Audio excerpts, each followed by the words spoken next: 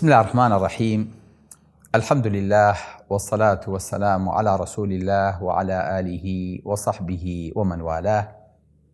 هەروەکو پێشتر بڕیارمان نابوو کە بابەتی مامەڵەکردن بە پارەوە تەنها پیاو ناگرێتەوە، بەڵکو ئافرەتیشی تایە بگرە ئافرەت لە هەموو خێری پیاوەکەیا بەشدارە، چونکە هەموو ئەو ڕەنجی پیاو ئەیدا بە پشقایمی لەوەی کە لە ماڵەوە کێشەیەکی نییە و خێزانێکی ماڵداری هەیە کە نایڵێت تووشی کێشە بێ لە پەروەردەکردنی مناڵ و بەڕێوەبردنیە. بۆیە خۆشەویستەکەم لەم ڕۆیە باسی ماڵداریەکەین کە تایبەتە بە ئافرەت چۆن ئەبێ ئافرەتێکی ماڵدار بێ، چۆن ماڵداری یعنی چی، بەچی ئەوتری ئافرەتێکی ماڵدار و خانەدانە، چونکە ئەم کەلیمەیە کە بە باڵای هەموو کەسێکان ئابڕێ. خۆشەویستم، ماڵداری دوو تەوەرەیە. یەکێکیانەوەیە کە چۆن نەتوانی ماڵی پیاوەکەت بە شێوەیەکی جوان کە كلكم راع وكلكم مسؤول عن رعيته والمرأة راعية في بيت زوجها. ئافرەت شوانە لە ماڵی مردەکەیە، واتە ماڵداریە کات. ئەمە چۆن ئەتوانێ ئیداریکە، ئەم پارەی کە پێیانە چۆن ئەتوانێ پێی بەڕێوە بچن، چۆن ئەتوانن بەشیان کات، چۆن ئەتوانن لە پەراوێزی ماڵەکەیان عیب و عاریان نەیەتە دەرەوە، پێویستیان بە غەیری خۆیان نەبێت. ئافرەت چۆن ئەتوانێ ئەمە بکە؟ ئەمە خاڵێکی گرنگە، پێی ئەوترێ ماڵداری. خوای گەورە بەوردی باسی ئەمەی کردووە، فەرمێ وەکولوا واشربوا ولا تسرفوا، فەرمێ بخۆنەوە بەڵام ئیسراف مەکەن. چۆن بتوانی لە ماڵەکەی خۆتە بەقەدەر بەڕەکەی خۆ پێ ڕاکێشیت و تووشی گوناه و تاوان نەبیت. ئەمە لە یەک کلێنسەوە دەست پێ ئەکا کە قاپەکەی پێسڕیتەوە، پێویستە بە دوان نەبوو دوان ڕامەکێشە، پێویست بەو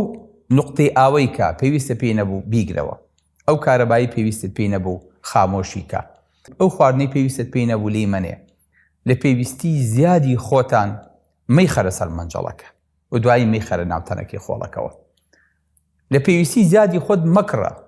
ماڵەکەت پڕ مەکە لە فەخفۆری و تەنتەنە و عەنعەنە و تەتکەی مناڵان، ئەمە هەمووی جوانە و حەزم لێی بوو. ئەبێ ئافرەت حسابی ماڵ کات، چۆن بتوانێ ئەوەی کە پێویستی پێیەتی بیهێنێتە ماڵەکەوە و ئەوەی کە زیادە لە خۆی بە دوورخا. بەڵێ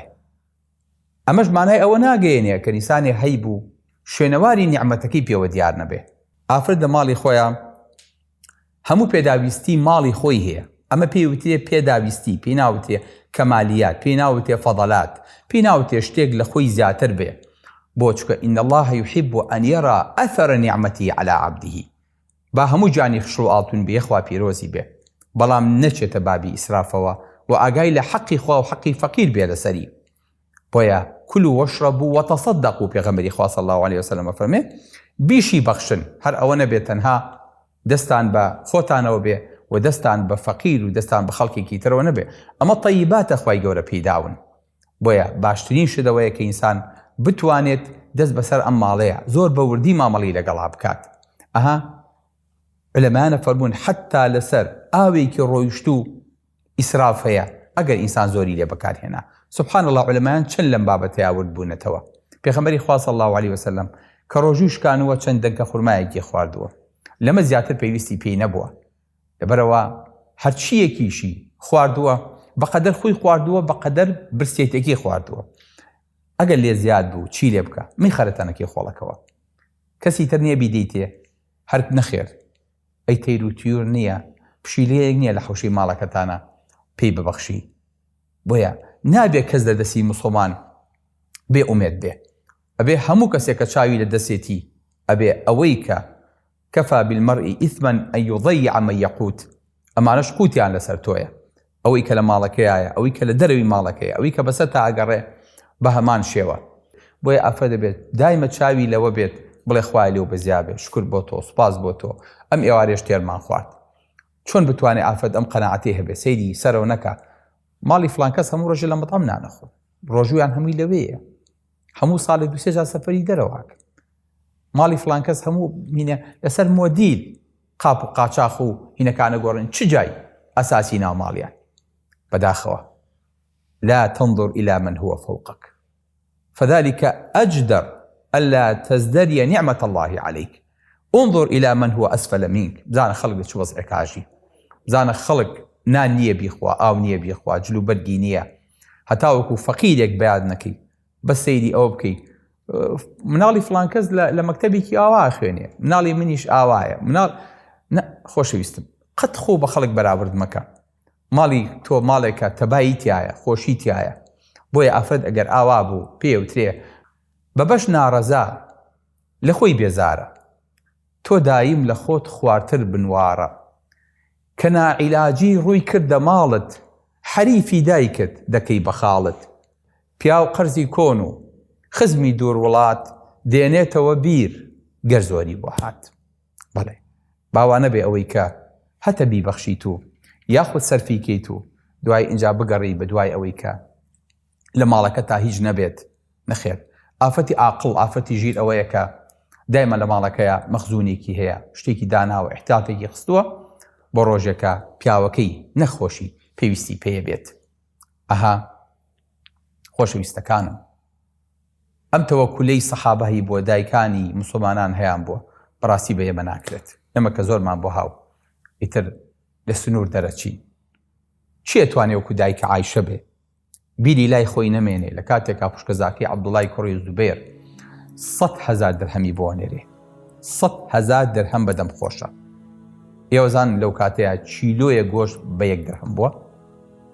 جەبزان 100,000 دەرهەم چی کردووە ئەفەرمێ تا ئێوارە هەمی بەخشیەوە بەڕۆژوش بوو ئێوارە بە ئومزەڕی فەرموو تی خواردنەکەمان بخۆین ئێوتی با 1 دەرهەمە گلبایەتەوە بمانایە بە چیلۆیە گۆشت و نانی ئەم ئێوارەیەمان پێ بخواردایە ڕۆژەکەمان پێ بشکانایە تی وەڵای لێم عاجزمە بە بەخوا ئەگە بیری خسمایەتەوە ئەم کرد یعنی لە تاو فەقیرێک بیری خۆی چۆتەوە ئینسانەگە برسی بوو زیاتر بیری خەڵکێکە بێتەوە بەڵام خۆی قەت لە بیر ناچێت بەڵام دایکە عایشە سوبحانە لەو کەسانە نەبوو بۆیە بەڕێزەکانم ئەگە بتوێت چاو لەم ئافەتانە بکەیت ئەبێ بەو ماڵە رازی بی کە ئەمانتیا رازی بوون کە ئەمانتیا ژیان ماڵەکەی عایشە هەموو ڕۆم و فارس لێ ترسان و حسابیان بۆوە کرد هەموو چواردەوری ماڵەکەشی لە ژووری میوانە بەتاڵەکەی تۆ کە ساڵی جارێک لە جەژنە و جەژنە خەڵک ڕوویتیەکە بەڵام پڕە لە فەخفوریات و پڕە لە ئەوەی کە چاو تێرەکات هەموو ماڵەکەی دایکە عایشە ئەوە نەبوو بەڵام چونکە دڵی گەورە بوو چونکە دڵی دەوڵەمەند بوو پارەشی هاتە دەست ئەیود من ئەبەخشم خوای گەورە پێمە بەخشێتەوە جوێی لێ نەبوو بەڵێ ئافەتێکیان هێنا جارێکیان لە عەراب فەرمێ زۆر پارە دەربوو ئەگاتان لێی بێ پارە بەخشین معنای ئیسراف نییە وریا بنەوە ئەگەر ئینسان زانی پارە لە کوێیە بەکارهێنێ پێی ناوتە ئیسراف مشکلە ئەوەیە پارە تەخشان و پەخشان کرێ کە زۆر جار ئێمە گیرمان بەدەست ئەمەوە خواردووە ئافەتێکیان هێنا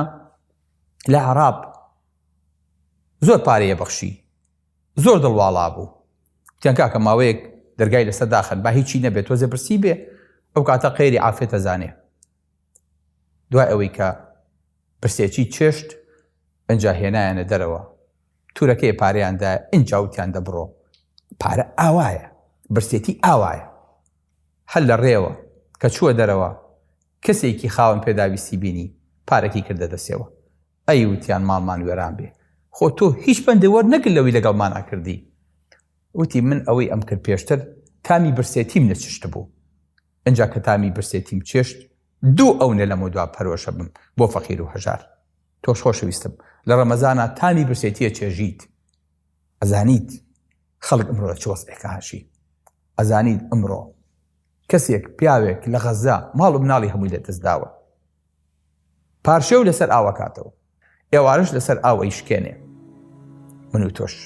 سفر ڕیزەکەین لەم سەر بۆ ئەو سەر ما لەدەوە تابی تایە ئەوەی کە لە سفرەکەی ڕوبعێکی بە زەمان ناخورێ چۆن دەستمان بچێتە ئەو خواردنە لە کاتێکا خوشک و برا و کەس و کار و مناڵی موسڵمانانی ئێمە پێویستیان بەمەیە چاومان لێیانە بۆیە کاتێک دەستە بر بۆ نانێ سواسی خوای گەورەی لەسەر کە پێغەمبەری خوا صلی الله علیه وسلم فەرمێ معروف ئەوەیە کە لە دەفری خۆت خەیتە ناو دەفری براکەتەوە چ شتێکی بەسیتە ڕەسیدێکی بۆ نەخەڵکی پارەیەکی بیتێ ئەگەر ئاوتان هەبوو بەشی ئاوەکەی خۆت چنێکە منجەڵەکە لەگەڵ یا بکەی بە دوو کردەوە شلەکەی بۆ بنێریت، مەستاوێکی بۆ بنێریت. ئەوەی کە کوردەواری هەیەە لە کلاسیکی کوردیا بەسە دراوسێکانە بیجێڕیت، ئاوێکی گۆشتان هەیە، خواردنێکی تایبەتتان هەیە، ئەبێت هەموو ئەمانە بەسەرکەیتەوە، ئەبێت چاو لە هەموو ئەمانە بێ و برزانی خەڵک ئەیا لە دەرگاکەت مادە ماڵداریت، مادە ماڵت هەیە جا میوانی ژڕوتیەکە، جا ئەوەی کە لە بەر دەرگاوە دەسێ لێ ئەگرێتەوە ئەها ئافەتەکە تا لەی پێغەمبەری خۆتی پێغەمبەری خوا من خەڵک ڕووم تێکات هیچیشم نییە لە ماڵەوە چی بکەم؟ پێغەمبەری خوا صلی الله علیه وسلم بە بجەیدی فەرمی بجەید هەر کەسێ هاتە بەردە ماڵەکەت بی دەرێ ئەگەر سمە سوتاوێکیش بێ تخوا سم خۆی ئەبێت چی بێ؟ سم پێی ئاژەڵە ئەنجا بش سووتێ فەرمی هەربی دەرێ ئەها میوان ئەوەی هاتە بە دەرگاکەت ئەمەی لە تۆ ئەوێ بۆیە زۆر جار پیاو ئاگەی لە ماڵ نییە، ئاگای لە حاڵ نییە، نازانێت چێ هاو چێ ڕۆی ئافەت ماشەڵڵا وریایە بۆ ئەم شتانە، ئەزانێ چێ شووی کە چێ ژنی هێنا چێ فەقیرە چێ دەوڵەمەنە چێ چەند وەرەگرێ هەموو شتەکانە زانێت لەبەرەوە مەفروزە ئاگای لە خەڵکەکەش بێ ئەگەر خۆشی پێی نەکرا بە پیاوەکەی بڵێ پیاوەکە ئازانیت فڵان کەسمان پێویستی پێیەتی فڵان خوشکەزای خۆت فڵان برازای خۆت فڵان دایکت فڵان باوکت فڵان کەست هەمویان پێویستیان بەدەستی تۆیە تۆ لەبەر مەشغەڵت ئاگای لێیان نییە من ئاگام لە وەزعیانە قەرزارن ئاگام لە وەزعیانە نەخۆشیان هەیە من ئەها توانیت بڵێ ئەمە بە تۆ ئەکرێ کە کەسێکیش دێتە ماڵەوە دیسان پیاو زۆربەی کات ئاگای لە بەدەرگا و لە ماڵ نییە لەبەرەوە میوانداریکەشە تۆیکی بەخوا نەکەر ئەمە ئەگەر ئافرەت لە ماڵەوە ڕووی خۆش نەبوو بخوا ماڵەکەش بە کەڵک نایەت هەموو جارە بە ڕەحمەت بێ ئەموو باوکە ماڵ ڕووی خۆش بێ باش هەیان ئافرەت ئەی بخوا کوڕم ئافرەت ڕووی خۆش بێ باش ئەگەر ماڵە ڕۆ قیبلە بوو بەڵام خێزانت پشتی لە قیبلە بوو پشتی لە میوان بوو هیچ بۆ ناکات بۆیە ضرورە ڕووت خۆش بێ ضرورە بەدەم خەڵکەوە بچی بەدەم میوانەوە بچی بەدەم کەس و کارەوە بچیت و ئاگال لە هەمویان بێ میوان نایەوێ سفرە ڕەنگین بێ میوان نایەوێ سفرە ڕەنگین بێ نانت جۆیین بێ خوڵکت گەرمین بێ خزم بەکاری قیامەت نایە معلومە دنیا هەر بۆ دنیایە بەڵێ چیت بۆ کردووە بۆ ئەم خەڵکانە بۆ ئەم ماڵداریە تۆ ماڵێکی ئێستاکەنە یەکەیەک لەم کۆمەڵگایە پێکهێناوە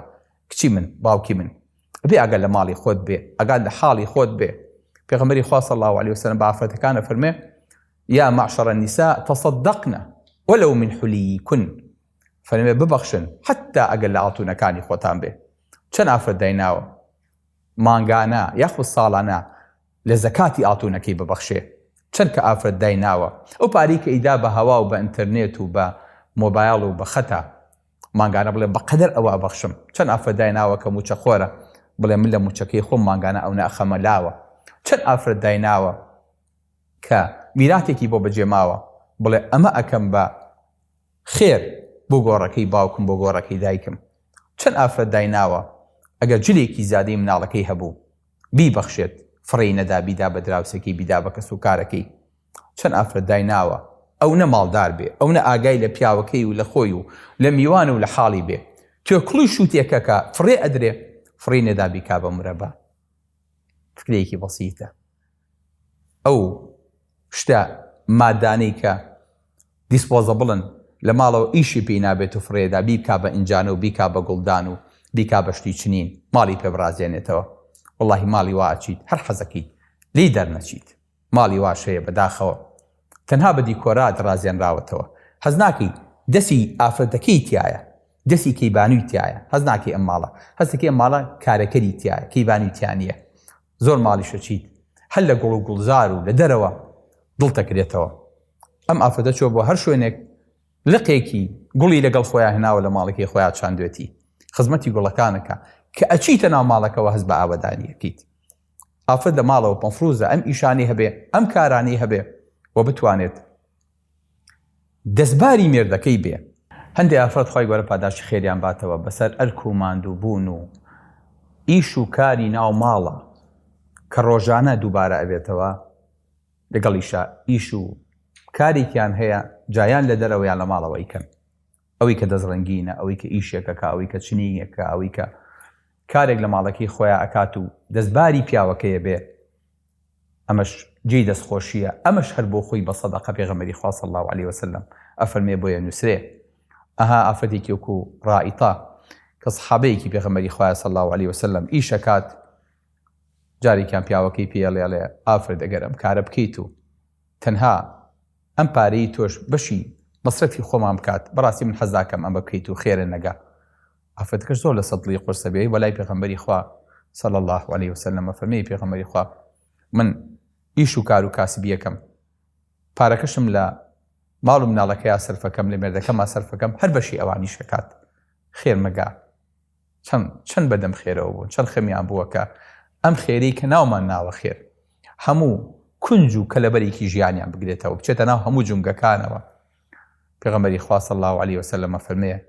أنفقي عليهم فإن لك في ذلك أجر ما أنفقت عليهم. فما تیانە سەرفکە، هەر چیەکەت سەرف کرد هەر هەمووی ئەجر و پاداشت بۆت ئەنووسرێ. بۆیە خۆشەویستەکانم، یەکێ لە کارە گەورەکان ئەوەیە کە ئافرەت بتوانێت لە ماڵەکەی خۆیان کارێ بکات، ئیشێ بکات، بەرهەمێکی هەبێ. ئەگەر فرۆشتیشی بەدەرەوە کاتی خۆی ئافرەت لە ماڵی مێردەکەیە فەلاحەتێ کرد، ماڵداریە کرد، ئاژەڵداریە کرد، ماستیە هێنا ئەیفرۆشت، کایە هێنا گوێیە کرد، هەرچی بە کشت و کاڵ و بە ئاژەڵداری بکرایە کە ئیشی دوو وەزارەتی گەورەیە، باوەڕم پێ بکە ئافرەت لە ماڵەکەی خۆیان کرد. وادامەنیشە بەدەسی بەتاڵ تا نەگری مەمەک نادرێ بە مناڵ، بە کەسێک ئەڵێن ئەقلی تەواوە، خەمی نان بخوا شووتی هەر ئاوە. من توێک لە شووتیم کرد بە مرەبا، خەڵک ئەی خاتە ژێر پێی خەڵک ڕەت ببا. ئەوەی خەریکە دۆستی خۆی بخا، کاتێکت زانی وەک دیوار ڕووخا. ناتەواوی هۆی قڕە و جەنجاڵە، ناتەواوی هۆی قڕە و جەنجاڵە، بەڵام سفرەی پڕ